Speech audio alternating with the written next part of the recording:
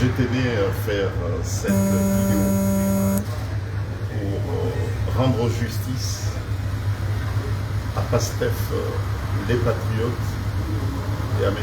Ousmane Sonko, le Premier ministre de la République du Sénégal. Cette vidéo me semble tout à fait appropriée, justifiée et légitime.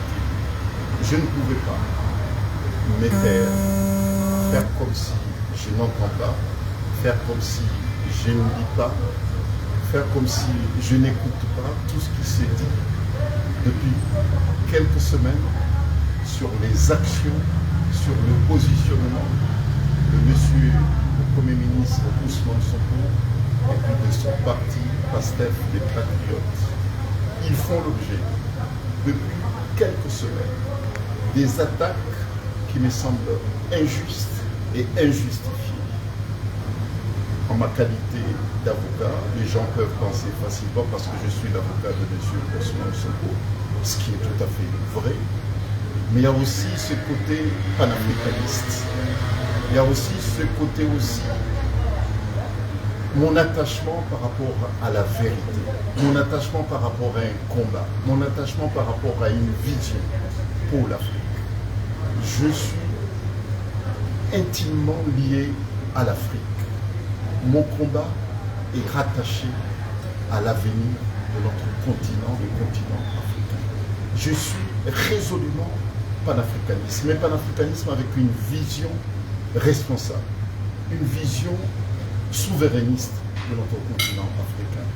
J'étais avec les patriotes sénégalais, j'étais avec Ousmane Sonko. Nous avons mené un combat extrêmement périlleux. Nous avons vu des vies humaines partir.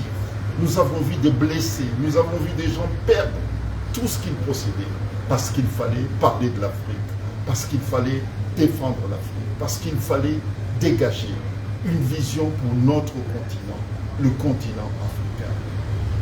Et nous avons réussi à faire émerger au niveau international, pas seulement africain, une autre vision de l'Afrique.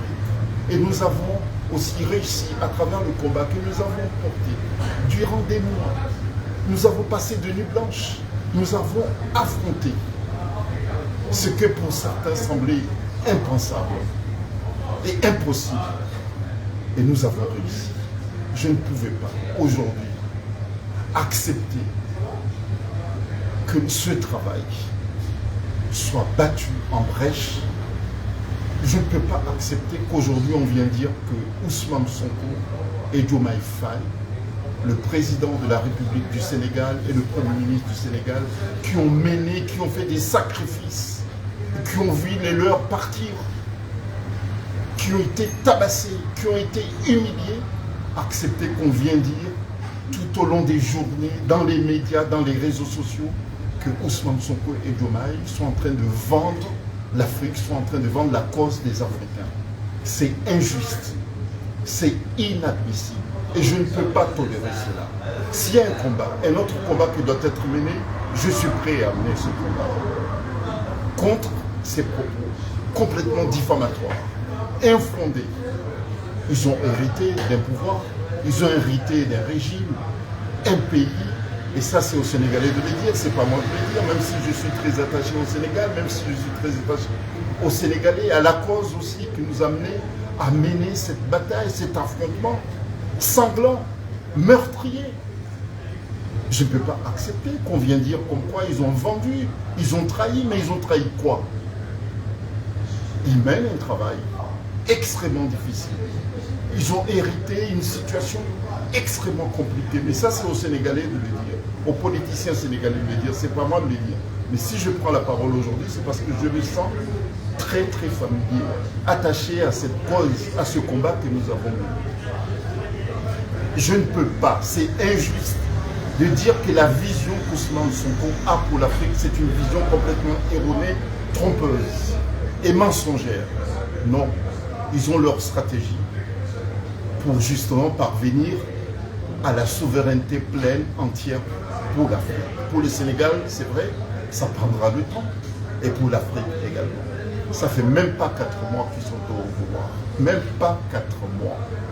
ils sont en train de détruire méticuleusement, méthodiquement, intelligemment un système qui date d'avant l'indépendance du Sénégal. Lorsque je parle d'un système, c'est un système global. Mais il faut laisser ces jeunes le temps de maîtriser ce qui s'est passé depuis 60 ans au Sénégal. Savoir comment amener le Sénégal à retrouver sa souveraineté et aider les autres peuples d'Afrique qui souhaiteraient aussi sortir de leur situation, de leurs difficultés.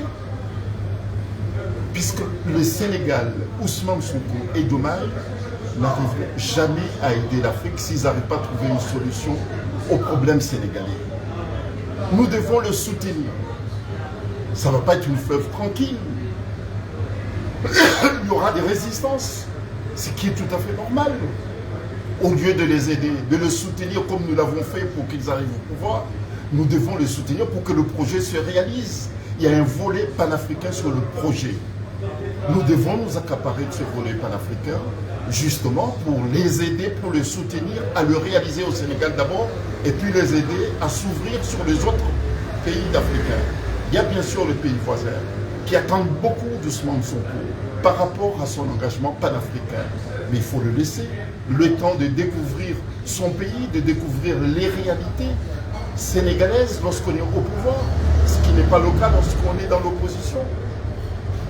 Mais le diaboliser, comme certains commencent à le faire, me paraît injuste.